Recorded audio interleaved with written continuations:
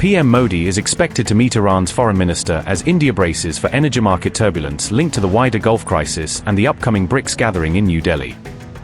India could undercut any Pakistani bid to look relevant on mediation by directly engaging both Iran and a key US-aligned Gulf partner in quick succession. India is set to host BRICS top diplomats on May 14 to 15 in New Delhi as concerns persist that the Iran war could reignite despite recent diplomacy.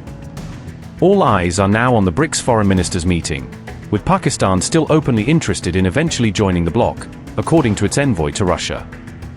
PM Modi is expected to meet Abbas Araghchi before his UAE trip, placing the outreach against the backdrop of India's broader energy concerns and regional balancing.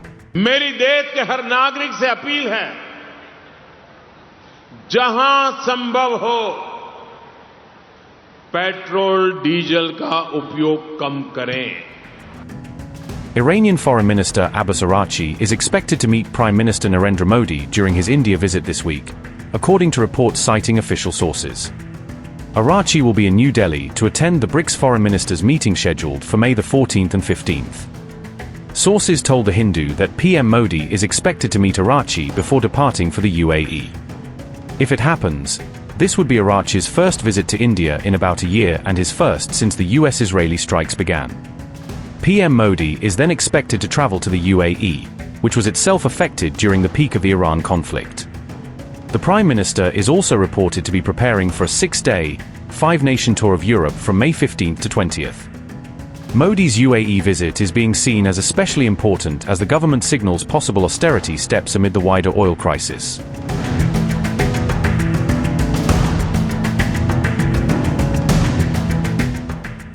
Meanwhile, Pakistan has expressed interest in becoming a full member of the BRICS bloc, according to remarks attributed to its envoy in Moscow.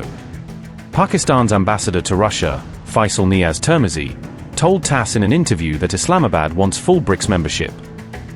Faisal Niaz Termizi said, and I quote, "Pakistan is a natural partner for BRICS. Only one country opposes Pakistan's accession to BRICS. No other country objects to Pakistan joining BRICS. Pakistan is a member of the SCO. India is too. Therefore, Pakistan can and should be a member of BRICS. All other countries, with the exception of India, have expressed a firm desire to see Pakistan as a member. BRICS would benefit the organization greatly. Russia has always supported this. China supports this. South Africa supports this. Brazil supports this." Unquote.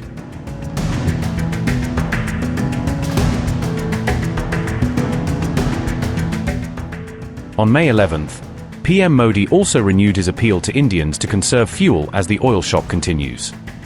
He urged people to cut fuel use, work from home where possible, and avoid foreign travel. That appeal comes as disruption around Hormuz continues to fuel pressure on global oil prices. Bharat के import का बहुत बड़ा हिस्सा crude oil है और दुर्भाग्य से जिस क्षेत्र से दुनिया के बड़े हिस्से को तेल मिलता है, आज वही क्षेत्र संघर्ष और युद्ध की स्थिति में उलझा हुआ है। और इसलिए जब तक हालात सामान्य नहीं होते, हम सबको मिलकर छोटे छोटे संकल्प लेने होंगे। मैंने कल कर्नाटका और तेलंगाना में भी इस बारे में चर्चा की है।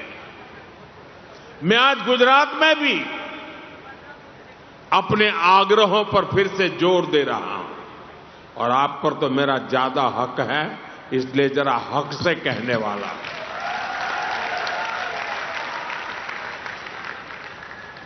मेरी देश के हर नागरिक से अपील है, जहां संभव हो पेट्रोल डीजल का उपयोग कम करें। मेट्रो का उपयोग करें, इलेक्ट्रिक बस और पब्लिक ट्रांसपोर्ट का अधिक इस्तेमाल करें, कार पुलिंग को बढ़ावा दें। जिनके पास कार है वे एक गाड़ी में ज्यादा लोगों को साथ लेकर चलें जिनके पास ईवी है वे भी दूसरों की मदद के लिए आगे आए। साथियों, डिजिटल टेक्नोलॉजी ने अब इतना कुछ आसान बना दिया है, टेक्नोलॉजी की मदद भी हमारे लिए बहुत फायदेमंद होगी। ये जरूरी है कि सरकारी और प्राइवेट दोनों ही दफ्तरों में वर्चुअल मीटिंग्स और वर्क फ्रॉम होम को प्राथमिकता दी जाए।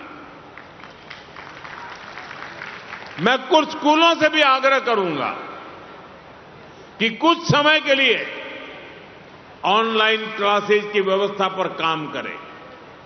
साथियों, सिर्फ ईंधन ही नहीं, खाने के तेल पर भी देश की बड़ी विदेशी मुद्रा खर्च होती है।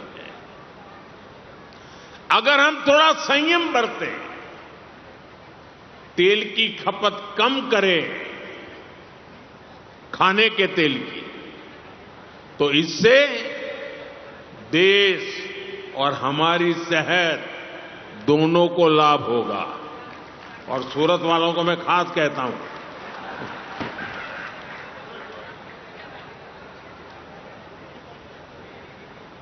इसी तरह मैं आज समाज के सभी भाई बहनों से, मैं आपके परिवार का सदस्य हूं इसलिए आग्रह से कहता हूं, और इसमें तो आपको आगे आकर के मेरी मदद करनी पड़ेगी। सोने की आयात पर भी देश का बहुत बड़ा पैसा विदेश जाता है। मैं आप सबसे, देशवासियों से आग्रह करूंगा कि जब तक हालात सामान्य न हो, हम सोने की खरीद को टालें। गोल्ड की जरूरत नहीं है।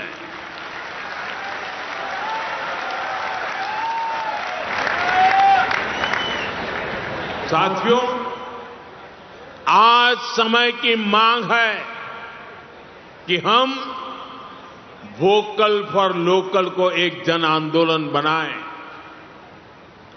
विदेशी सामान की जगह लोकल उत्पादों को अपनाएं। अपने गांव, अपने शहर, अपने देश के उद्यमियों को हम ताकत दें।